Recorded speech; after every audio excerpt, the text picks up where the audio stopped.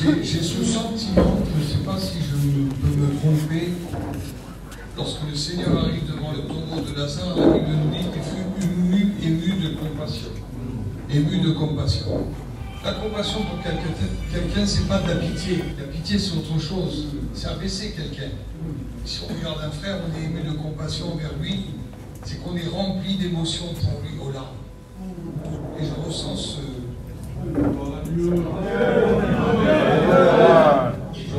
mot de Dieu pour moi. Ce mot de Dieu pour moi. Et je sais que chacun vient chargé d'un besoin particulier. Je ne sais pas qui t'a appelé, je ne sais pas si tu es venu pour faire plaisir, si tu as été invité, mais une chose est sûre, c'est que tu ne repartiras pas de ce lieu démuni. Dieu va te revêtir. C'est la réponse à une question, une interrogation, un grand virage dans ta vie. Je ne sais pas ce que tu as mis dans ce séminaire. Certains se sont peut-être endettés, d'autres ont fait un effort. C'est pas ça qui compte maintenant, tu es là. Dieu va te donner. Dieu utilise chacun d'entre nous. Est-ce que vous croyez? Je crois de tout mon cœur. On va s'incliner et Dieu utilise tout le monde. Fils, tu aimes le Seigneur, toi? Tu veux prier pour moi? Tu veux prier pour moi? Allez, viens, lève-toi. Lève-toi, fils. Prie pour moi, le Seigneur. Demande à Jésus qu'il me bénisse. Allez, mon grand. Allez. Encouragez-le. Vas-y, mon grand, vas-y. Allez, on se lève. Dieu va utiliser ce jeu.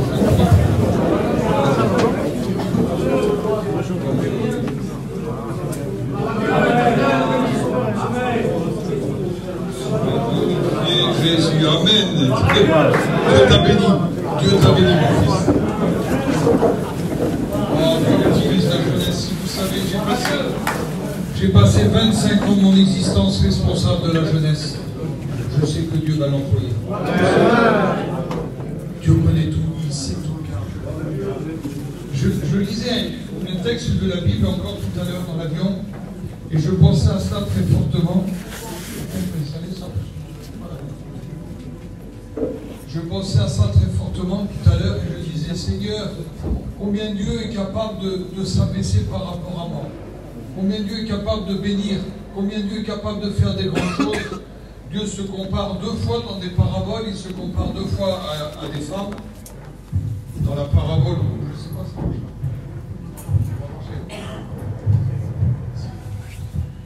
il se compare deux fois à des femmes lorsqu'il parle de la semence, lorsqu'il parle du levain dans la pâte. Et puis là, je lisais dans la Bible, vous allez me dire c'est bizarre ce qu'il nous dit, je lisais dans la parole de Dieu que Dieu se compare à une chose vile, une chose qui n'a pas beaucoup d'importance, mais j'aimerais vous lire dans l'évangile de Matthieu, chapitre 23, avant quelque chose qui pourrait nous intéresser. Au chapitre 23, au verset 1er. Alors Jésus, parlant à la foule et à ses disciples, dit: les scribes et les pharisiens sont assis dans la chair de Moïse. Ils sont assis dans la chair de Moïse. Faites donc et observez tout ce qu'ils vous disent, mais n'agissez pas selon leurs œuvres, car ils disent et ne font pas. Ils lient les fardeaux pesants et les mettent sur les épaules des hommes, mais ils ne veulent pas les remuer du doigt. Ils font toutes leurs actions pour être vus des hommes. Ainsi, ils portent de larges filatères, et ils ont des longues franges à leurs vêtements. Ils aiment la première place dans les festins, les premiers sièges dans les synagogues. Ils aiment être salués dans les places publiques et être appelés par les hommes Rabbi, Maître, Maître. Mais vous ne vous faites pas appeler Rabbi, car vous n'avez qu'un Maître qui est le Christ. Et vous êtes tous des frères, et n'appelez personne sur la terre votre Père, car un seul est votre Père, celui qui est dans les cieux. Amen. Ne vous faites pas appeler directeur, car un seul est votre directeur, c'est le Christ. Amen. Le plus grand parmi vous sera votre serviteur. Quiconque s'élèvera sera abaissé, et quiconque s'abaissera, fils, sera élevé. Amen. Vous comprenez cela? Et puis le Seigneur donne cette série de 8 malheurs sur les scribes et sur les pharisiens. Je n'ai pas le temps, ça serait beaucoup trop long à expliquer. Et puis à la suite de cela, mais à la suite de ça, lorsqu'il cite tous ces malheurs sur les scribes et sur les pharisiens, il vient dire quelque chose qui pour moi est étonnant, combien Dieu est capable de s'abaisser dans cette soirée pour mieux parler à mon oreille, pour mieux me dire à moi ce que j'ai à faire, pour mieux me dire à moi ce que je dois organiser, ce que je dois mettre en valeur pour lui. Il est venu me dire dans cette soirée, dans ce séminaire, qu'il est capable d'utiliser chacun d'entre nous, peu importe ton passé. Ce qui compte pour lui, c'est ton avenir. Amen. Amen.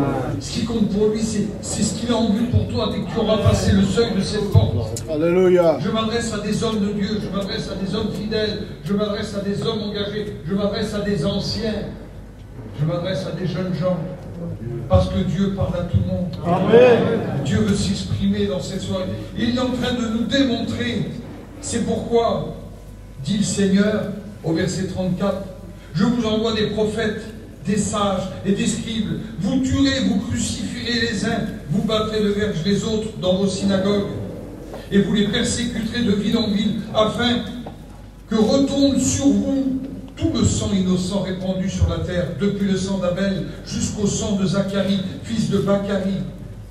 Vous avez tué entre le temple et l'autel. Je vous le dis en vérité, tout cela retombera sur cette génération. Et là, j'ai cette parole du Seigneur pour vous, pour moi aussi. Parole du Seigneur. Jésus aimait se mettre sur un mont qu'on appelle le mont des Oliviers. Si vous allez un jour dans ce coin-là, on a Béthanie derrière, on a devant nous Jérusalem qui s'étale, elle est majestueuse. Si le temps est découvert, vous verrez au loin là-bas la maison de Caïphe, sur la droite le palais d'Hérode, la maison de Anne, son beau-père, et puis vous regarderez encore sur la droite, vous verrez toutes ces rues, toutes ces petites maisons. Devant vous, il y a le temple avec la porte de l'Orient. Sur la gauche, la porte des chevaux, la porte de la fontaine, la porte de la vallée qui nous conduit vers la vallée de Baca. Et vous verrez complètement sur la droite, au nord de Jérusalem, ce petit mont qu'on appelle le mont Golgotha. Et Jésus se mettait là, sur le mont des Oliviers, Béthanie est derrière, où il y a son ami Lazare, où il y a Marthe et Marie, et il contemple ce temple-là. Il voit les allées-venues, les hommes qui montent, qui prient. Et Jésus se met là, il aime se mettre là. C'est un endroit merveilleux pour lui. Il la voit, Jérusalem, celle qu'il aimait tant. Et puis là, le Seigneur est en train de contempler ça, et il est à la sortie du temple et il dit ces mots-là, Jérusalem, Jérusalem, Jérusalem, qui tue les prophètes et qui lapide ceux qui sont envoyés. Combien de fois ai-je voulu te rassembler comme une poule? Dieu se compare à une poule. Oui, Dieu se compare à une poule. Combien de fois ai-je voulu te rassembler comme une poule rassemble ses poussins sous ses ailes, et vous ne l'avez pas voulu. Voici, votre maison vous sera laissée déserte. Car je vous le dis, vous ne me verrez plus désormais jusqu'à ce que vous disiez béni soit celui qui vient au nom du Seigneur. Béni soit celui qui vient au nom du Seigneur. Cette parole, par définition, c'est l'amour de Dieu pour son peuple, pour Israël, mais ils ne l'ont pas voulu. Et donc son amour s'est tourné vers une autre, celle qu'on va appeler l'Église plus tard. Sion, c'est la ville sainte, c'est la source de joie, c'est la montagne, c'est ses habitants, c'est ses petites lumières. Tout est beau, tout est merveilleux, tout est prévu pour elle. Il l'aime tant. Il pleure sur elle. Puis il est venu chez les siens, dit le texte, et les siens ne l'ont pas voulu. Ils l'ont refusé, ils l'ont rejeté. Il était rempli d'amour pour elle. Imaginez-vous. Je ne voudrais pas être déplacé puisque nous sommes que des hommes ici ce soir. Mais imaginez-vous, vous vous tournez vers une fiancée, une aimante, vous l'aimez de tout votre cœur. Vous êtes capable de lui apporter les plus beaux présents, les plus beaux cadeaux. Et le plus beau cadeau que vous puissiez lui apporter, c'est votre cœur rempli d'amour pour elle. Vous êtes capable de faire le plus grand sacrifice.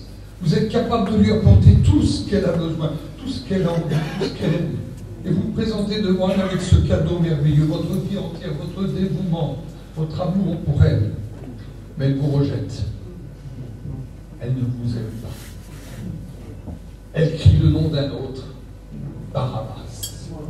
Barabbas. Quelle humiliation pour un homme de se retrouver repoussé. Rempli d'amour, il est repoussé. Imaginez-vous, vous offrez un cadeau tous les jours, tous les jours, tous les jours, et tous les jours on refuse votre cadeau. Et Jésus dit sur elle, Jérusalem, Jérusalem, combien il l'aime. la ville de paix, Jérusalem, Jérusalem, je t'aime, je t'aime, je t'aime. Il le crie, il le dit, il le montre. Il est puissant dans son amour, comme il a été puissant en toutes choses. Maintenant, on ne veut pas. L'exigence de Dieu, c'est le rassemblement. Mais Dieu, mais Dieu, mais Dieu. Dis combien de fois ai-je voulu te rassembler comme une poule rassemble ses poussins. Et à chaque fois, nous dit le texte, à chaque fois, ce n'est pas régulièrement, ce n'est pas de temps en temps. Le texte dit, à chaque fois, tu as repoussé les prophètes qui sont venus du premier prophète, qui est le premier prophète. Moïse, prétendant la terre promise, il annonçait une terre promise au loin là-bas. Je vous emmènerai dans une terre promise, parce que Dieu me l'a dit, je vous emmène aussi là-bas. Il prophétisait l'idée de la terre promise. Et puis Moïse n'a pas été tué, c'est pas vrai. Il a été poussé dans des retranchements. Et lorsqu'on pousse un homme à des retranchements, il arrive parfois que cet homme puisse agir des fois gauchement, excusez-moi du mot, d'une façon gauche, d'une façon maladroite. On peut faire des erreurs lorsqu'on est poussé dans des retranchements. Dieu avait dit à Moïse, tu frapperas le rocher la première fois, mais la deuxième fois, tu n'auras pas à le frapper. Tu lui parleras, et Moïse a frappé parce que le peuple pousse derrière. On me donne, on me donne. C'est terrible quand le peuple pousse. Le peuple pousse les dirigeants à faire des bêtises parfois. Oui. Combien de fois j'ai pu faire des bêtises poussé par mes copains? Fais ça, ça se fait moi, je fais ça. Et moi je me trouve détournu, alors je frappe le rocher. Dieu m'a dit de parler, j'ai frappé. Moïse s'est mis à la faute. Le Christ a été frappé sur le bois de la croix. Aujourd'hui, on n'a plus besoin de frapper. On n'a plus qu'à lui parler. Je veux te parler. Je veux te frapper. Ils t'ont frappé, moi je te parle. Ils t'ont battu, moi je t'aime. Ils ne t'ont pas voulu, mais moi je t'accepte. Oh, peut-être au milieu de nous, il y en a ce soir qui n'ont pas encore accepté le Seigneur. Mais ce n'est pas une tare, ce n'est pas une maladie, c'est une erreur. Tu peux rattraper cette erreur. Il nous est tous parlé de racheter le temps, de revenir en arrière. Et Dieu est aimant, Dieu a aimé, Dieu a toujours aimé. Ah, l'évangile de Jean, chapitre 3, verset 16, je ne sais pas si vous vous en souvenez, mais moi je me le rappelle tous les jours. Car Dieu a tant aimé le monde qu'il a donné son Fils unique. Oh, mes frères pasteurs, on ne le prêche pas assez. Je ne sais pas si je l'ai prêché 2 fois dans ma vie, ce message-là. Dieu a tant aimé le monde qu'il a donné son Fils unique à seule fin que quiconque, tu peux mettre ton nom, tu peux mettre ta vie, tu peux mettre ton bien passé, tu peux tout mettre. Dans quiconque, il y a mon nom à moi, il y a ma vie à moi. Je ne suis pas là pour vous raconter ma vie, mais j'étais vilain, j'étais moche devant Dieu. Il m'a rendu beau. Il m'a rendu beau. Parce qu'il m'a rendu acceptant. Il m'a rendu compatissant. Il m'a rendu rempli de compassion lorsque je vois mes frères qui viennent avec un besoin. Je ne connais pas tous les besoins, mais je sais qu'à chaque fois que j'en ai eu, il m'a répondu. Il ne m'a jamais laissé tomber. Il ne m'a jamais abandonné. Et là, le texte nous parle, c'est clair, à chaque fois, c'est pas régulièrement, c'est à chaque fois que j'ai envoyé des prophètes, depuis le premier, tu l'as poussé dans des retranchements, et à cause de cela, Moïse n'a pas pu rentrer en terre promise. Il est resté sur cette montagne vis-à-vis, il l'a contemplé de loin, il n'a pas pu rentrer à cause de quoi? De la désobéissance. Moïse n'a pas péché, il a désobéi, mais ça lui a coupé un lien avec son peuple. C'est pas Moïse qui est rentré, c'est pas un jeune homme non plus, c'est pas un petit jeune, c'est Josué qui est rentré. Puis lorsqu'il est rentré, il a ouvert le Jourdain, alors comme Moïse avait ouvert la mer Rouge. C'était exactement la même façon, en plus petit, mais des fois en plus grand.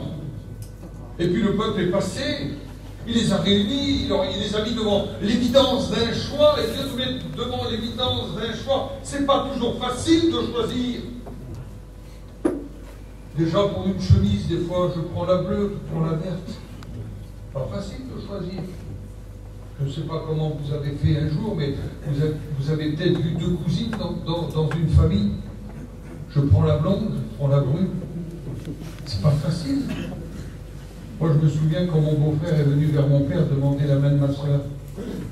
Mon père, c'est un arabe, c'est un vrai algérien, mon père. Kabyle, algérien. Il est venu, voilà monsieur, je viens vous demander la main de votre fille. Et mon père nous regarde à nous et dit, qu'est-ce qu'il veut, lui, là? Tu veux la main, toi? T'es prends tout entier. Je ne donne pas la main. Vous ne connaissez rien. C'est pas évident le choix. Je prends ça, je vais pas. Je dis oui, je dis non. Et Josué parle au peuple, il dit, mais choisissez aujourd'hui le Dieu de vos pères que vous avez servi de l'autre côté du Jourdain, au-delà du Jourdain, mais faites ce que vous voulez. Choisissez le Dieu de vos pères, mais une chose est sûre, c'est que moi et ma maison, nous servirons. Il expose un choix. Il nous donne un choix de choisir entre le bien, entre le mal. Et Jésus a cette même réponse ce soir à ta question. Ah, ce n'est pas un séminaire, ce n'est pas une étude, c'est pas possible que ce gars-là apporte des études. Il nous parle de poules. Enfin, je vous dis ce que la Bible dit. Si la Bible nous enseigne cela, je fais que suivre l'enseignement de la parole de Dieu. Amen. À chaque fois que je t'ai envoyé des prophètes, depuis le premier jusqu'au dernier, tu as lapidé. Et on peut faire venir les enquêteurs des séries américaines pour enquêter sur le lieu du crime, Golgotha. Le mobile du meurtre, la jalousie. Le mobile du meurtre. Le chef d'accusation, ben c'est les Romains, non. Ben c'est les Juifs alors, non. Mais qu'est-ce que serait le chef, le mobile du crime? L'amour. Le mobile, c'est l'amour. Le mobile, c'est la grâce. C'est par grâce qu'il est mort. Il s'est offert lui-même. On ne lui a pas ôté la vie, on ne m'ôte pas la vie, mais je la donne pour mes amis. Parce que la première épître de Jean, chapitre 3, verset 16, nous dit, il n'y a pas plus grand amour que de donner sa vie pour ses amis. On ne lui a pas ôté la vie, il s'est donné lui-même. Il a offert ses mains lui-même. Et le premier prophète qui avait annoncé la terre promise jusqu'au dernier, vous l'avez lapidé. Vous n'en avez pas voulu. Et le Seigneur, dans sa parole, dit ces mots-là. Combien de fois ai-je voulu te rassembler? Combien de fois ai-je voulu te protéger? Vous savez, il y a le disperseur, celui qui disperse. C'est le coq. Vous verrez même dans les évangiles, à chaque fois que le coq est intervenu, il y a un homme qui a renoncé au Seigneur. Il y a un homme qui s'est mis en arrière par rapport à l'action qu'il avait prise. Et le Seigneur l'avait prévenu. Lorsque tu entendras le chant du coq, tu me renieras. Le coq, c'est l'image du disperseur. La poule, c'est l'image du rassembleur. Combien de fois te rassembler? Pour ceux qui étaient venus pour l'enterrement de notre frère Paillon, Jimmy a dit ça. Paillon, c'était une poule. Les enfants qui étaient là étaient tournés.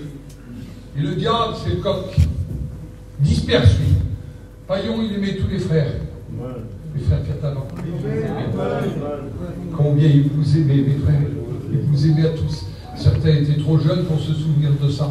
Mais combien Paillon, quand il me parlait à moi de nos frères catalans, il aimait les frères espagnols. C'est bizarre, hein? Oui. Il aimait les Galgés. Oui. Il aimait les Roms. Il aimait les Manouches. Il aimait tout le monde, Paillon. Pourquoi? Il avait le caractère de Christ. Alors, sur le caractère. Être appelé Christ, pour moi, non, c'est pas possible. Mais j'aimerais tant avoir son caractère. On dit celui-là, je le connais, il avait mauvais caractère, il était tout petit. Quand on grandit, il n'y a rien de plus fidèle que le caractère. Sauf quand on se convertit au Seigneur. Toutes choses anciennes sont passées, voici toutes choses sont devenues nouvelles. Donne-moi ton caractère. C'est quoi le caractère de Dieu? La poule. Êtes-vous prêt à avoir un caractère de poule?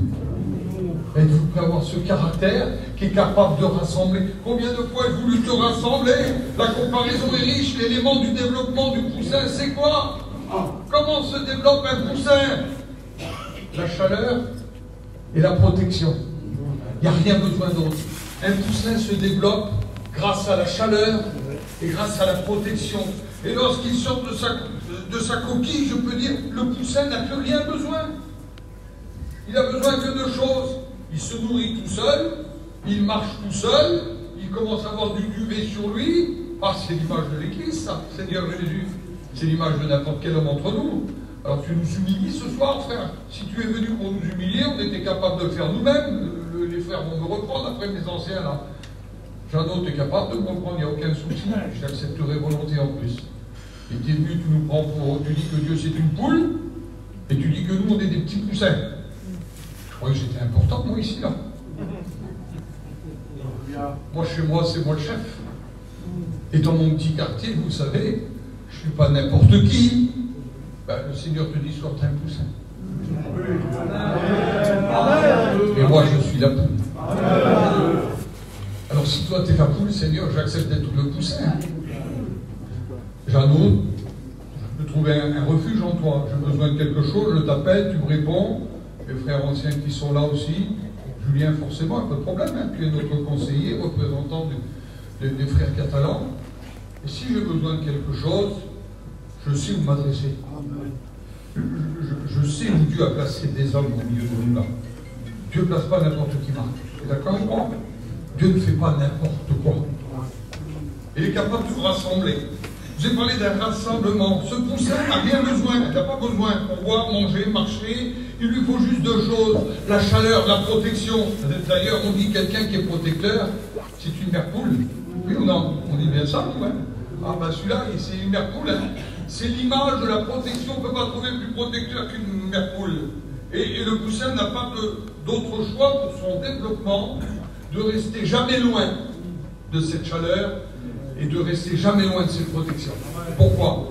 Il y a des oiseaux rapaces qui rôdent autour. Il y a des renards qui rôdent sur la terre, et puis il y en a qui volent au-dessus. Il y a au-dessus, il y a sur la terre, il y a autour de nous, au milieu de nous, et au-dessus de nous, des dominations qui ne cherchent qu'une chose, dévorer, détruire, prendre. À nous de nous protéger. Comment? Sous la poule. Est-ce que vous êtes prêts à le faire? Est-ce que vous êtes assez humble ce soir pour dire je ne suis qu'un poussin? D'ailleurs, je vous le dis ce soir, dans un poulailler, chaque poulet répond à sa poule. Et aujourd'hui, nous vivons dans un monde, excusez-moi de vous dire ça, il y a un grand poulailler, on l'appelle le monde, mais il y a plein de dénominations, il y a plein de poules différentes. Chacun appelle sa poulée. Jésus, la poule, nous appelle à nous. Amen. Et on répond à sa voix. Amen. À nous de répondre à sa voix. Et je lisais dans les petites notes, s'il y a un danger, elle appelle et chaque petit la rejoint sous ses ailes. Une poule, il n'y a pas plus gentil. D'ailleurs, c'est bien connu, les poules n'ont pas de dents, on ne risque pas de se faire mordre. Mais allez prendre un petit poussin, une poule. Vous avez déjà essayé, vous là? Une poule, c'est bizarre, hein? Elle met ses ailes comme ça, elle fait l'aigle. On sait bien que c'est une poule. Et elle ne vole pas une poule, elle reste à pas de terre, elle vole quoi? 3 mètres. Mais elle met ses ailes comme ça là, et elle vient sur vous, elle vous attaque une poule. Pourquoi? Pour protéger ses petits. Il n'y a qu'une poule qui fait ça. Vous verrez des fois des gros animaux, ils se sauvent, ils laissent manger leurs petits par des prédateurs. Pas une poule. Une poule à combat. Une poule à se mettre en avant. C'est pas possible, regardez ça, c'est pas possible. S'il y a danger, oui, il n'y a pas meilleur, mais pourtant c'est instinctif. Vous avez remarqué une poule, comment qu'elle marche dans un poulailler, qu'il y a des petits poussins autour d'elle, là? Je ne vais pas vous mimer une poule. C'est quand même bizarre, une poule, vous avez vu faire, elle est comme ça, elle a la tête qui va de tous les côtés, en une seconde, on dirait un radar. Elle surveille ces petits. L'Éternel est bon, il se compare à quelque chose de puissant, là encore, c'est sa créature. Hein. Et puis je disais ça, c'est pas une obligation. Lorsqu'un poussin vient au monde, c'est pas une obligation d'être sous les ailes de la poule. C'est pas une obligation de ressentir sa chaleur. Pourquoi? Parce que dans les élevages de poulets, ben on voit, ils pondent des œufs, il n'y a plus de poules. Il y a une lampe artificielle qui chauffe les œufs. Et puis il y a une protection artificielle, on va dire un grillage, qui les protège des prédateurs. Et là, les œufs ne risquent rien. Et les petits poussins, ils viennent au monde comme ça. Et ils viennent au monde sans connaître la chaleur d'une poule. Ils viennent au monde sans connaître la protection d'une mère. Ils ne savent pas ce que c'est. J'étais comme ça, moi. Je ne vous mets pas dans l'embarras. On ne n'est pas chrétien.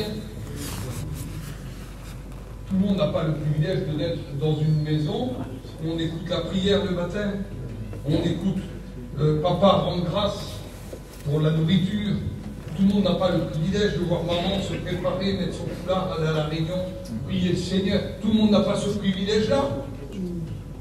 Moi, j'ai grandi dans des bars malfamés à Paris, et pour moi, être un homme, c'était, excusez-moi, c'était tuer quelqu'un ou être chef de gang, c'était ça pour moi, être un homme. Il m'a fallu bien des années pour comprendre qu'être un homme, c'est être un poussin. Bien des années. Il n'y a pas si longtemps j'ai compris ça. Être un homme, c'est savoir qu'il y a au-dessous de nous une protection et une chaleur. C'est ça être un homme, d'être reconnaissant des bienfaits de Dieu. Je ne le savais pas, c'est pas de ma faute, je vivais dans l'ignorance. J'étais loin de Dieu, j'avais besoin. Il y a des lampes artificielles, les cages artificielles. La société actuelle est en train de nous démontrer, de dire à nos enfants et de nous dire déjà même à nous que nous, on n'a pas besoin de Dieu, que tout peut se faire naturellement. Ils disent on n'a pas besoin de Dieu. Quelle erreur de croire ça, qu'on peut vivre sans Dieu. Je regardais ça par rapport à ces notes. Est-ce que l'homme peut vivre sans Dieu? Question. Est-ce qu'il peut vivre sans sa présence? Est-ce qu'il peut vivre sans son amour? Alors je sais que les frères chrétiens qui sont là me disent mais forcément, non, on ne peut pas vivre sans Dieu. On ne peut pas vivre sans sa présence. On ne peut pas vivre sans son amour. Moi je dis que si. C'est difficile. Prenez la parabole comme vous la prendrez. Hein. J'ai que ça de toute façon. J'ai rien d'autre. Une vie sans Dieu, c'est semblable à un poussin sans poule. Ces poussins qui sont élevés en batterie vont finir dans un camion au bord de la route, au bord du Nil. Et tous ces hommes poussins qui refusent Dieu finiront aussi un jour en grille. Parabole est bizarre. Celui qui aime Dieu est en Dieu. Et Dieu a pour lui une réserve, quelque chose de puissant, de grand, ce qu'on appelle la vie éternelle en Dieu. Amen, amen. Celui qui n'est pas de Dieu est contre Dieu. Il aura aussi lui une vie éternelle qui n'aura rien à voir avec la présence de Dieu, la bonté de Dieu, l'amour de Dieu, la chaleur de Dieu. Dieu vous appelle à une vie meilleure. Amen. Et tu dis, tu t'adresses à des chrétiens. On est venu en séminaire. C'est ça, Julien. On est venu ici en séminaire dans le but de devenir meilleur. Tu parles à des hommes qui ne connaissent pas Dieu. Et pourquoi pas? Mais pourquoi pas? Quand bien même il y en aurait un. Gloire à Dieu pour cette réunion de ce soir. Amen. Pour un gars qui se dit, moi je ne serai jamais un poussin, redeviens poussin. Amen. Viens dans la couvée de Dieu. Redeviens poussin. J'ai entendu ce témoignage un jour dans une ferme. La ferme a pris feu. Et lorsqu'on s'est approché voir ce qui s'était passé, on a vu forcément le poulailler était là. On a vu une poule qui était là, elle bougeait encore. Elle bougeait encore, la petite poule.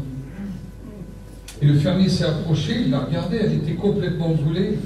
Mais pourquoi elle bougeait? Parce qu'en dessous elle, il y avait la vie. Au moment de l'incendie, elle s'est mise au-dessus de ses poussins. Et elle a brûlé complètement. Et elle a réservé la vie pour ses poussins. Elle les a préservés de la mort. On a enlevé la poule, les poussins en dessous étaient vivants. Elle les avait gardés au péril de sa vie. N'y a-t-il pas une image par rapport à ça? L'offrande de Dieu merveilleuse sur le bois de la croix, réunissant l'Ancien et le Nouveau Testament, essayant de nous expliquer à nous qu'il n'est pas venu pour abolir la loi, mais qu'il est venu pour l'accomplir. Le mur de la loi, c'est un grand mur, un mur terrible, c'est le feu, c'est Dieu qui parle, c'est la terre qui tremble. Il fallait un sacrifice, il fallait des éléments. Il fallait un agneau innocent, il fallait du sang, il fallait un sacrificateur, il fallait un autel, il fallait que toutes ces choses soient réunies. On prenait l'agneau innocent, on l'égorgeait, on prenait son sang, on le mettait sur les 4 cordes de l'autel qui représentent la puissance de la prière. Et Dieu acceptait le sacrifice, mais il fallait un sacrificateur. Il fallait aussi un lieu, cet autel, Golgotha. Et le lieu. Est-ce que Jésus serait l'agneau? Il n'est pas venu pour abolir. Il est venu pour accomplir. Lorsque son cousin le voit arriver, oh, ça aurait été un homme normal, il aurait pu dire, voilà mon cousin, c'est mon cousin qui arrive. Un peu comme si au lieu de nous, on verrait arriver un chanteur catalan, c'est facile de dire c'est son cousin que je ne connais pas, comprenez-moi, il a du talent. C'est tous nos cousins. Vous voyez de qui je veux vous parler? C'est tous nos cousins. Par contre, si c'est un gars qui est en prison, vous n'allez pas dire c'est mon cousin, vous allez dire celui-là c'est un gars bizarre. C'est pas de la famille. Il est mélangé, il n'a pas une famille, celui-là, il est bizarre. Mais il aurait pu dire ça, c'est mon cousin. Il aurait pu dire c'est Jésus de Nazareth. Non, Jean-Baptiste n'a pas dit ça. Il a dit voici l'agneau de Dieu. Amen. L'agneau est là. L'agneau est là. Oui, mais avec l'agneau, on ne se contente pas que d'agneau. Il faut aussi autre chose, il faut qu'il soit sacrificateur, et Jésus n'était pas sacrificateur. Il devint sacrificateur à jamais lorsqu'il arrive devant Caïphe. J'ai expliqué ça à mes frères tout à l'heure. On n'a pas le droit de donner une claque à un homme en Israël. Et Caïphe lui donne un soufflet du revers de la main, dans la bouche. On ne frappe pas un homme dans la bouche. Caïphe a fait ça. Il a frappé Jésus dans la bouche. Tu vas arrêter de parler. Et quand il le frappe dans la bouche, Jésus ne dit pas un mot. Le mot qui est plus approprié à mon sauveur, c'est Jésus, il est gentil. Il est gentil, le Seigneur. Il y a 28 ans en arrière, j'étais dans le prétoire, dans l'endroit où Jésus fut battu, couvert d'une tunique et chargé de la croix, une couronne d'épines, par Pilate. Je me trouvais dans ce endroit-là. Et Juanito a pris la parole, mon copain Juanito, là. Et puis il a présenté les stigmates du Seigneur. C'était terrible, nous expliquant que le fouet, quand il partait, il y avait des lanières de cuir. Au bout de ces lanières de cuir, il y avait des morceaux de plomb qui étaient comme des clous, comme ça, tordus. Et chaque coup de fouet, c'était des lambeaux. Les lambeaux, son dos partait en lambeaux, labouré par les souffrances. Il n'a pas ouvert la bouche, pas une main. Il n'a rien dit. Il souffrait, mais il ne disait rien. Et puis, le Seigneur aurait pu hurler, les anges n'étaient pas à intervenir. Il n'avait qu'un mot, un regard, une pensée, des myriades d'anges étaient autour, la main sur les épées, les arcs tendus en une seconde, à savoir qu'un ange est capable de tuer 70 000 hommes à lui tout seul. Pensez donc que c'était rien pour les anges. Jésus disait rien, pas un mot. Il n'a pas ouvert la bouche. Et Joanito nous expliquait cela. Et à la fin de son message, il a dit un mot. Vous connaissez Joanito. Il a dit ces mots-là. Il a dit vous savez, Jésus était gentil. Il a dit ce mot-là. J'ai regardé, j'ai écouté, je me suis retrouvé comme le jour de ma conversion. J'ai dit Jésus gentil. Comment ça lui va bien à lui? Des fois, un monsieur m'ouvre la porte d'un magasin. Moi, je dis merci monsieur, vous êtes gentil. C'est pas vrai, il n'est pas gentil, c'est pas vrai. Tout à l'heure, j'ai demandé une boisson à la petite dame en bas là, charmante, avec ses petites lunettes d'amour là. Elle m'a donné mon vocal, merci madame, vous êtes gentille. Il nous l'a rappelé, elle n'est pas si gentille que ça, la dame là. Elle est plus près du méchant que de la gentille. On va prier pour elle, vous allez voir demain. Et Jésus, ça lui calme ce mot-là. Il est gentil, il est gentil. Il n'a point ouvert la bouche, c'est pas possible que Jésus peut être si bon. Il n'a pas ouvert la bouche. Jésus cherche une communion parfaite. C'est sa chaleur, on a besoin, on n'a rien besoin d'autre, j'ai pas besoin d'artificiel. Je ne vais pas chercher quelque chose. On pourrait demander à 2-3 copains ici, ralentissez les lumières, le frère va jouer une mélodie au piano. Et c'est ce qu'on va chercher un sentiment en fin de compte. Et ceux qui sont venus à l'école publique il n'y a pas si longtemps que ça, quels sont ceux qui sont venus à l'école publique depuis 2-3 ans là? Il y en a bien au milieu de nous là. Dans le sentiment, qu'est-ce qu'il y a? Et il y a manque. Dans le sentiment, il y a manque. On ne fait pas de sentiment, nous. Jésus est présent. C'est sa présence qui réjouit mon cœur. Et si je devrais pleurer, c'est sa présence qui me fait pleurer. Et si je devrais ressentir quelque chose, c'est son amour que je veux ressentir aujourd'hui dans ce séminaire. Je veux revenir demain et je veux rentrer chez moi ce soir déjà. J'ai trouvé quelque chose. J'étais venu pour battre un homme. Je vous promets que j'aurais fait du mal. Et ce soir-là, lorsque je suis venu le chercher à la sortie de la réunion, j'ai dit, si tu me réponds bien, ça se passe bien. S'il me répond mal, je vais lui faire du mal. Il m'avait fait une blague, ça peut arriver de faire une erreur. Je n'étais pas chrétien, moi. J'étais dans le monde, alors, plus que le coup. J'étais dans le monde. Puis je suis arrivé sur la place avec ma caravane, et j'ai dit, peux le mettre là? Il dit non, il dit je mets le chapiteau. Et plus loin, quand je me mets plus loin, lorsque je reviens, je vois sa famille qui s'en est mis là. Donc il gardait la place pour sa famille. S'il me dit c'est pour ma famille, je ne dis rien. Mais il me dit c'est pour le chapiteau. Je dis toi tu vas recevoir. Je suis allé chez moi. Au moment de la réunion, je vais aller là-bas. Il va bien tourner autour à un moment ou à un autre. Et je suis venu là. Le pasteur a prêché. Je n'écoutais pas, il ne pouvait pas me voir. J'étais dans un endroit stratégique. J'étais caché. J'attendais. Et le pasteur est en train de dire, tu peux te cacher où tu veux, sache que si je veux t'aimer, je vais t'aimer. Sache que si je veux te bénir, je vais te bénir. Sache que tu es venu dans cet endroit-là ce soir, tu es venu avec un passé, tu vas repartir avec un avenir. Je ne savais pas tout ça. Une seconde après, je lui appartenais. Gloire à Dieu. Dieu a compassion des hommes. Gloire à Dieu. J'étais là. Une minute après, je suis rentré chez moi. Je monte dans ma caravane. Je dis à ma femme, Camélia, j'ai trouvé le Seigneur. Ça fait 10 ans qu'elle priait pour moi. Elle dit, c'est pas possible. Je regarde, tu pries depuis 10 ans. J'ai trouvé le Seigneur. Vous comprenez ce que ça veut dire ça? J'ai trouvé le Seigneur. J'ai trouvé une poule. J'ai trouvé une chaleur. J'ai trouvé une protection. Tu ne peux pas savoir. Elle connaissait les choses de Dieu. Et voyant ma conversion, on s'est mis à marcher dans la même direction. Qu'est-ce que c'est beau? Quel changement! Quel changement! Pourquoi? Parce que j'ai trouvé le gentil. Le gentil. Le gentil. C'est pas possible. Je ne veux pas d'artifice. Ce séminaire-là, je ne veux pas d'artifice. Certains vont dire, il est fatigué, il parle doucement. Non, je veux que tu comprennes.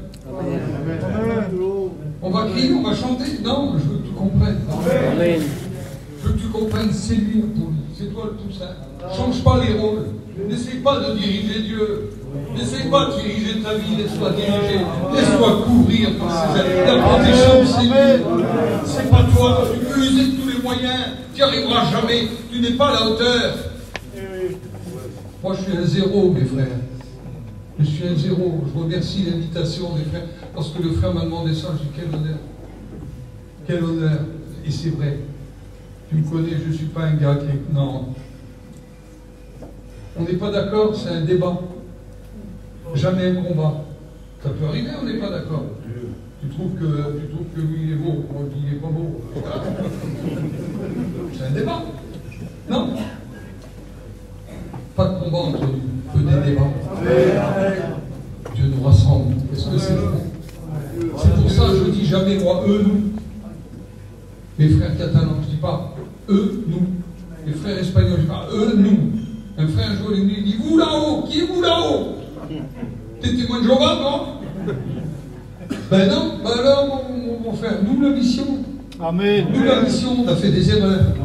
Nous la mission, on a fait ça, on a fait ça. Nous la mission, on a été bénis. Nous la mission, on va aller là-bas. Nous la mission, on va agir ensemble. C'est à nous qu'elle veut nous rassembler, la petite poule. Qu'est-ce que c'est bon? Qu'est-ce que c'est bon?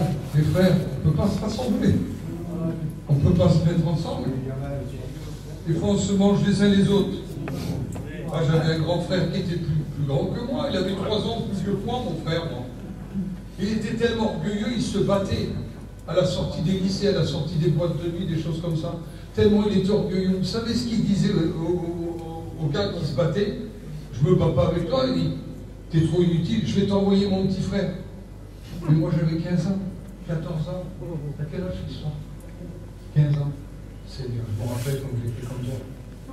Oui, mais mon frère à moi, mon grand frère à moi, il était bizarre. Il m'envoyait battre avec des garçons de 18, 19 ans. Il fallait que j'y aille. Il disait, t'inquiète pas, s'il y a n'importe quoi, je suis derrière. J'en ai pris des coups, fils. Si tu savais combien de coups j'ai pris. Parce que je me tournais, il n'était plus là, lui, il était parti. Et je me suis tué, moi, par les grands. J'ai appris. Ça a duré des mois et des mois. J'ai appris, j'ai tellement appris. J'avais une tête comme ça. Et je dis, pourquoi t'es pas venu m'aider? Il dit, ça me forme. Ça me forme, ça me déforme.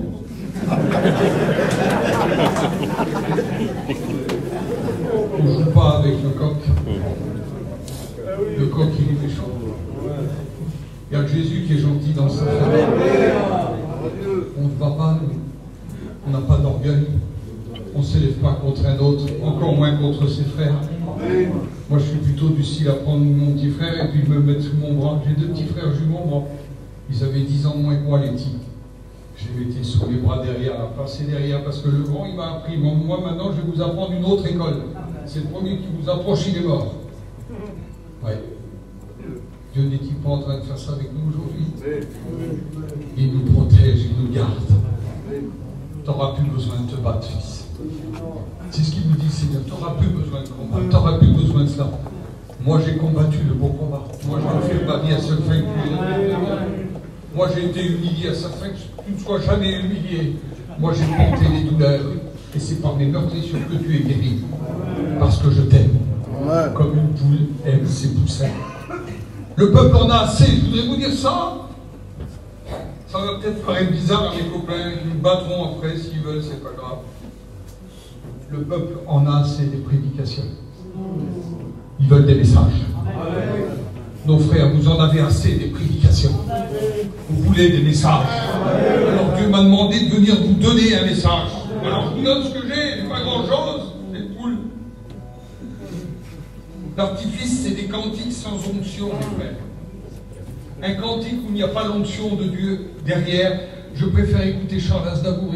Excusez-moi de vous dire ça. Si c'est pour écouter un cantique sans onction, j'écoute une musique du monde, j'ai pas besoin de cela. L'artificiel, c'est ça, c'est des cantiques sans onction, c'est des témoignages qui rendent gloire aux hommes. Moi, c'est ce que je suis qui compte. Je peux écrire un livre tout de suite. Moi, j'étais abandonné, j'ai grandi dans les foyers, à 11 ans, je volais des voitures, à 12 ans, j'étais en prison, à 16 ans, j'en sortais, à 16 ans et demi, je voulais tuer mon père. Je me suis retrouvé dans un bar en plein Paris, rue Saint-Denis, pour ceux qui connaissent les quartiers. C'est pas des beaux quartiers. C'est loin des Champs-Élysées. Mais dire tout ça, ça sert à rien si c'est pas suivi d'une onction. Si c'est pas suivi de l'amour de Dieu qui vient chercher dans un tombeau celui qui est mort. L'amour de Dieu qui vient chercher dans une cuve, excusez-moi l'expression, j'ai encore dans le nez l'odeur du péché dans la cuve où je me trouvais. Mais il a plu à Dieu de m'extraire. Il m'a extrait, il m'a lavé, il a fait de moi une nouvelle créature. Et me voilà dans un hôtel en Espagne. Regardez voir la folie. Un moitié arabe, voyou, ils se retrouvent dans un hôtel en Espagne prêchant des catalans. C'est quel la vie des plus simples, mes frères. Excusez-moi l'expression. Parce que Dieu a un plan pour chacun. Et Dieu se sert d'un âne dans la Bible, il se sert d'un âne, il se sert d'un poisson, il se sert d'un ver, il se sert d'une poule. Il peut bien servir de moi. Je ne suis pas venu ici me vanter, je suis venu ici vous présenter ce que j'ai reçu. Je ne sais pas si vous êtes comme moi, mais vous aimez le bon pain, vous là. Et à Perpignan, je suis sûr, c'est un bon boulanger. Tout le monde le connaît. Oui ou non? Oui? Pourquoi? Tu manges le boulanger entier, Julien, toi? Tu ne peux pas. Tu achètes une baguette de baguette. Alors tu me dis à moi, Félix, arrête avec le pain du Leclerc. Quoi? Je connais un petit boulanger, si tu savais. Il est tout craquant, vas-y. Pas possible? Oui, ben, je vais y aller. Je connais un boulanger, moi. Le boulanger du ciel. Il offre le pain du ciel. Je suis le pain de vie. Celui qui se nourrira de ce pain-là, il aura la vie éternelle. Pas possible? Oui, oui, oui. Dieu est capable de t'offrir la vie éternelle en travers ce pain. Et l'apôtre Paul, qui avait très bien compris ça, nous dit quelque chose que vous entendez de temps en temps. Ce matin, on l'a encore entendu. Car j'ai reçu du Seigneur ce que je vous ai enseigné, c'est que le Seigneur Jésus, dans la nuit où il fut pris du pain, et après avoir une grâce rompu, il dit, ce pain représente mon corps, qui est rompu pour chacun d'entre vous. Faites ceci en mémoire de moi. Chaque fois que vous en mangerez. Il prit ensuite la coupe du Seigneur, et dit, cette coupe est la nouvelle alliance en mon sang. Faites ceci en mémoire de moi, chaque fois que vous en boirez. Car chaque fois que vous mangez le pain et que vous buvez la coupe du Seigneur, vous annoncez. Je ne suis pas pasteur. Tu annonces la mort et la résurrection du Seigneur. T'annonces. Prends pas indignement. Car celui qui prendra le pain ou le vin indignement ou sans discernement prendra un jugement contre lui-même, que chacun donc s'éprouve soi-même, et qu'ainsi prenne le pain et qu'il prenne le vin. Car celui qui prend le pain et le vin sans discerner le corps et le sang du Seigneur prend un jugement contre lui-même. C'est pour cela qu'il y a beaucoup de malades parmi vous. Ah bon?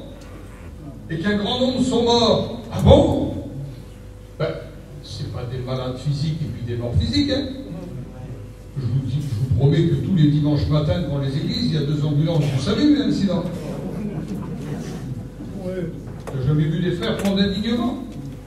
Tu bats ta femme toute la semaine, tu te saoules, et puis tu fumes, et puis tu voles dans les magasins, excuse-moi, et tu prends le pain et le vin le dimanche matin. Merci Seigneur pour ce pain.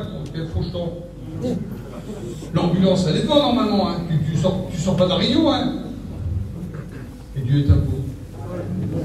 Ah, il dit pas que c'est rien. Il dit tu prends une condamnation contre toi-même. Mais quoi? Mais il faut que tu lâches ces choses-là. Il faut que tu abandonnes ces choses-là. Il faut savoir lâcher. Est-ce que tu es prêt à lâcher? Allez, frère de Virjano, il va me dire, tu fais de l'évangélisation là. On avait dit séminaire. Hein. Ah, je vais t'écouter. C'est un séminaire. J'étais en Algérie, dans le quartier du Santon, à Annaba. On a une maison là-bas, un immeuble, on est dans un immeuble, un appartement. Et quand je reviens, j'avais été manger un bout de pain avec mon père, et quand je reviens, je vois les pompiers devant l'immeuble. Puis qu'est-ce qui s'est passé? La maison prend feu. C'était pas ça. Il y avait un problème dans l'immeuble. Et je monte les escaliers, j'écoute les femmes crier au secours à l'assassin, je dis là, il y a un malheur, il s'est passé quelque chose. Tout le monde était autour de l'ascenseur, et je pousse les pompiers. Vous avez vu comment on a un caractère un peu vif. Je dis, qu'est-ce qui se passe? Et je vois un petit bonhomme, il est grand comme ça, un petit, il a 4 ans, 3-4 ans. Il a la main coincée entre la cage d'escalier et la bordure du palier, quoi. Comment il a fait pour mettre sa main là-dedans? Les pompiers ont des barres, ils essayent d'extraire la main, rien ne fait. Et plus on bouge l'ascenseur, plus le petit crie, plus la mère écrit, le père écrit, le cousin écrit, le frère, le papou, la mamie, tout le monde crie au secours. Et je descends un étage plus bas. Je rouvre les portes de l'ascenseur en bas, je dis à mon père qui me tient, tiens-moi, et je mets mes mains sur le câble. Et j'allume mon téléphone, et je vois la main du petit. Je dis, qu'est-ce qui se passe? La main était haute. Je dis, tiens-moi bien, hein, parce que là, il y avait des étages en dessous. Hein. Et je chope la main du petit. Et quand j'attrape la main du petit, j'arrive à l'ouvrir. Il a une petite auto dans la main. Et il lâche pas. Il lâche pas. Alors je crie, moi, lâche! Je force avec lui. Il me force, le petit bonhomme, là, sa petite auto. Puis au bout d'un moment, il lâche, hein, parce que moi, mes mains à moi, je rigole pas. Hein. Quand j'arrache l'auto, la main, elle sort instantanément. Fallait qu'il lâche. Fallait qu'il lâche. Tu crois t'en sortir comme ça? Lâche. Lâche. Tu ne pourras pas t'en sortir. Essaye de t'en sortir par terre. Tu peux appeler les pompiers que tu veux. Ta famille va crier au secours. Ça ne marchera pas. Lâche. Tu veux qu'on t'aide? Et bien sûr, on va t'aider. Les pasteurs, levez la main. Les pasteurs. Pas de pasteurs. Oh, il n'y a que ça. On les aide. S'ils nous appellent. Amen. On va les aider. On va essayer de les en sortir. Parce qu'à deux, on va plus loin. Tout seul, tu vas plus vite. Lâche prise. Lâche ce qui t'empêche de te délivrer de ces choses-là. Ce n'est pas une possession. Une possession, t'es lié. Là, tu tiens un lien. C'est autre chose. Lâche. C'est fini. Jésus est gentil. Je finis une minute. On va trop méchant avec vous. Vous êtes fatigués, il y en a qui ont trop mangé. Demain, mangez moins. L'artifice, je vous l'ai dit, c'est des cantiques sans option. C'est des témoignages qui rendent, excusez-moi le mot, c'est des témoignages qui rendent gloire au diable. Moi, mon témoignage, il rend gloire à Dieu. Parce qu'il a fait de moi une nouvelle créature. Et si je suis ici, c'est un miracle de Dieu. C'est une croyance sans conviction. Je crois parce que ma famille sont croyants. Non, il faut que tu crois, il faut que tu fasses une réelle expérience avec le Seigneur. Le Seigneur t'appelle à en faire encore. C'est des jeunes, je ne parle pas de la jeunesse. La jeunesse, c'est autre chose. C'est des jeûnes et prières et tes pensées sont tournées vers la marmite. Le jeûne, ça ne sert à rien. Tu te fais du mal. Va manger et reviens et tu pries, on ne va pas te taper dessus. Tu n'es pas fait pour jeûner. Lorsque le Seigneur t'aura bien nettoyé de l'intérieur, tu jeûneras naturellement. Tu pourras rester 8 jours, 10 jours sans manger. C'est rien. Pour l'instant, tu n'es pas prêt à cela. Arrête de jeûner. C'est un jeûne forcé. Si tu jeûnes et que tu penses à la marmite, laisse tomber. C'est des jeûnes avec des pensées de la marmite, c'est un service. Je m'adresse à mes frères serviteurs. Il faut bien que je vous tape un peu aussi. Non. Et je me tape à moi aussi. Mon ancien disait, quand tu montres un frère du doigt, tu as 3 doigts contre toi. Je ne peux pas faire ça, donc je fais ça, ben je fais plus ça. Je fais ça. C'est un service sans conviction. Ça, c'est l'artificiel. C'est des lampes qui nous chauffent, c'est pas des bonnes lampes. J'attends le soleil, demain tout le monde m'a dit qu'il faisait beau ici. Je préfère le soleil que ça, non? Oui ou non? Ben, ça, c'est l'artificiel. Ben, un service sans conviction. Le Seigneur t'aime, Dieu veut te libérer de tous tes péchés. Je ne crois pas en moi. Je ne crois pas en moi, j'ai pas cette conviction. Quand tu vas prier pour un malade, quelle conviction de Dieu, quelle conviction que tu mets dans ta prière. Un peu d'huile sur le bout du doigt, où tu deviens presque religieux, tu vas presque faire une croix sur le front du malade. Mais Dieu, c'est pas ça. Non, tu es prêt? Allez, viens avec moi. Viens, monte ici. Je vous pose une question, vous répondez, soyez francs. Comme la main. Quelle vilaine main. Regardez. Non, mais c'est sérieux ce que je dis. Vous imaginez pas que Dieu choisit cet homme-là et cette vilaine main qui est capable de frapper, de voler, de faire n'importe quoi. Elle a quitté cette main-là.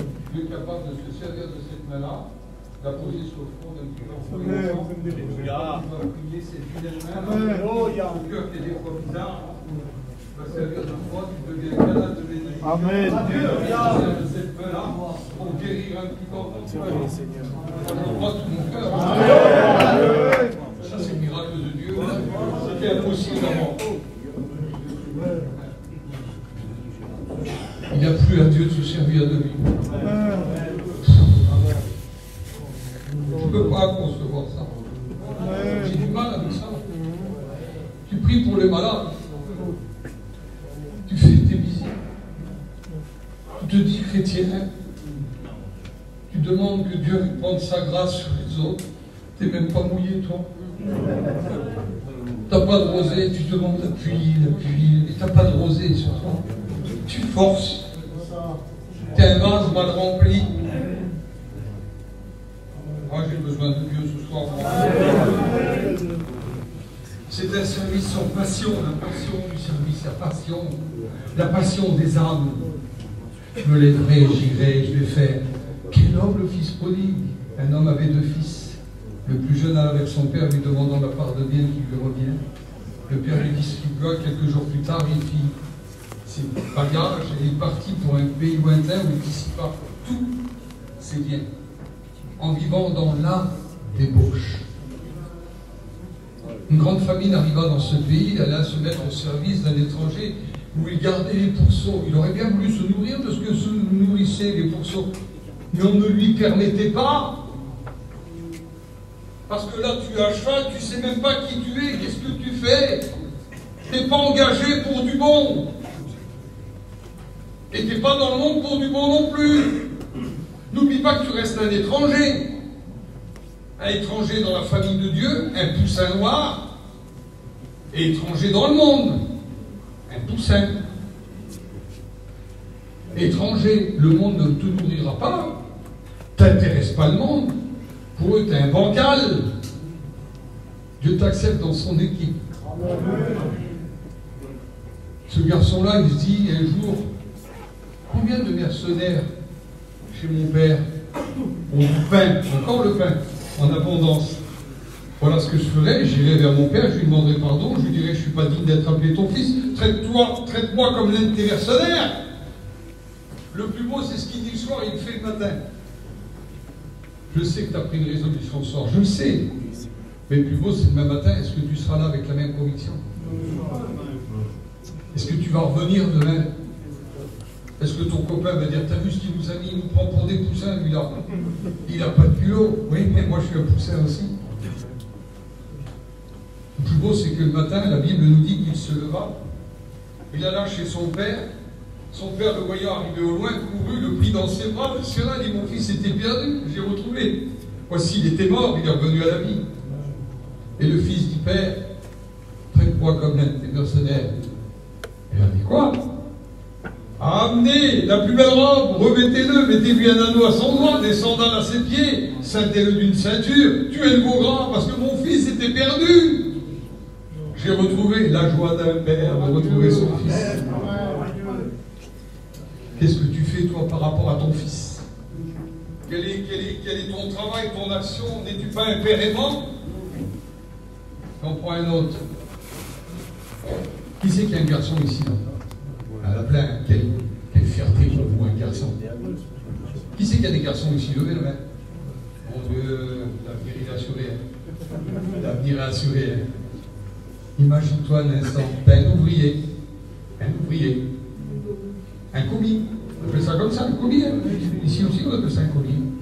Un ouvrier, il a travaillé 10 ans, 15 ans chez vous, puis au bout de 15 ans, il vous fait une blague, ce gars-là. Il vous manque de respect. Il chourave un peu chez vous des affaires, il vous manque de respect. Vous faites quoi avec le commis là, normalement? Si tout va bien, tu n'oses pas le dire, tes mains ils étaient remplies d'amour tout de suite. Hein. Ouais. C'est comme mort. Je le jette dehors, le monsieur là. Puis un jour, je rentre chez moi. Je vois la porte a été fracassée. Il y a de la boue partout, par terre sur mon beau carnage que j'ai mis dans ma belle maison. Le frigidaire est ouvert, il est dévalisé le frigidaire. Il y a du manger partout sur la table. Je suis les traces de pas, j'arrive dans ma chambre. Et voici que dans mon lit, il y a quelqu'un. Il a souillé mes draps de la boue. Il est ivre, mort sous dans mon lit. Et je le regarde, c'est le commis. Mais quoi avec le monsieur là? Toujours les mains d'amour? C'est compliqué ce que je suis en train de vous expliquer là. C'est un ouvrier. Oui, mais l'ouvrier est un ouvrier. Et le fils. Ton fils t'a fait ce qu'il a fait. Cherche pas à comprendre. Ne dis pas le frère lui a dit, non, ton fils t'a fait ce qu'il a fait. Il t'a fait du mal, il t'a blessé, il t'a laissé à moitié mort. Il t'a dévalisé au sens spirituel. Et puis tu arrives chez toi dans la maison, tu as jeté ton fils. Et tu vois le frigidaire est ouvert, il y en a plein la table, il y a de la boue partout. Tu continues, tu suis les pas, tu arrives dans ta chambre. Le lit est souillé, il est sale. Tu vois une tête dans le lit, tu t'approches. C'est ton garçon. Et il se réveille, il dit, papa, je te demande pardon. Tu fais quoi, toi? Tu tapes? Tu jettes de la maison? Non. Au risque de te souiller, quand bien même tu aurais la plus belle chemise, tu le prends dans tes bras, tu le serres. Tu te dis, mon garçon, je t'aime, moi, je t'ai toujours aimé. Même si tu t'es fâché. Tu le protèges de tes ailes, tu dis, mon petit, mais je t'aime, qui c'est qui t'a tapé? Qui c'est qui t'a blessé? Je vais te donner de la chaleur, t'as froid, mon garçon. Tu ne regardes pas la maison, tu ne regardes pas. C'est inutile. Comment Dieu est capable d'agir avec chacun d'entre nous. Comment Dieu est capable de vous bénir à chacun d'entre vous. Le monde est un grand poulailler, excusez-moi, et la poule appelle ses petits. Ce soir, ici, dans ce quartier d'Espagne, entraîne-moi près de toi, et nous courons ensemble, dit le cantique des cantiques. Entraîne-moi avec toi. Il y a longtemps, je ne ressens plus ta chaleur. Il y a longtemps, je ne ressens plus ta protection. Je ne veux pas vivre ce séminaire comme ça, juste comme ça. Je démarre ce séminaire en me plaçant sous tes ailes. Qu'est-ce que c'est bon? Amen. Paul dit autrement que entraîne-moi avec toi. Paul dit que je puisse connaître le Christ et la puissance à sa résurrection et la communion de ses souffrances, en demeurant conforme en lui, dans sa mort, pour parvenir, si je le puis, à la résurrection d'entre les morts. Paul est capable de nous bénir. Pour cela, il faut être prêt et se placer sous sa grâce. Est-ce que nous voulons ce soir? On prie le Seigneur pour ça. On demande la grâce du Seigneur. Moi, je ne demande pas grand-chose ce soir. Je demande un engagement. Un engagement, ne serait-ce que pour le séminaire, là. Un engagement. Je veux m'engager pour le séminaire. Je m'engage pour ces 2 jours, et ensuite, j'aurai sa chaleur, j'en aurai assez. Je sais qu'il y en a qui sont sous les ailes depuis bien longtemps. Les anciens au milieu de nous pourraient me dire, mais Manix, je n'ai pas attendu après toi pour me mettre sous les ailes, gloire à Dieu. Et c'est parce que j'ai des exemples comme vous que je me suis mis sous les ailes aussi. Je sais d'où je suis, moi. La seule différence, c'est que je me rappelle d'où je viens. C'est pour ça que je tiens encore. Amen. Mais je voudrais te demander à toi, frère, celui qui voudrait se mettre réellement sous la protection de la poule ce soir. Lève ta main. Alléluia. Celui qui voudrait réellement se mettre sous les ailes, lève tes 2 mains s'il te plaît. Je sais que le Seigneur ce soir veut ranimer en nous ce besoin de se placer. J'en ai marre de l'artifice, excusez-moi. J'en ai assez des prédications, des versets, des messages. Donne-moi des messages. J'ai besoin de ça. On prie Seigneur. On se lève à nos places, s'il vous plaît, les frères. Je voudrais prendre ces personnes. On va prier le Seigneur. On va demander la grâce du Seigneur. On va prier le Seigneur.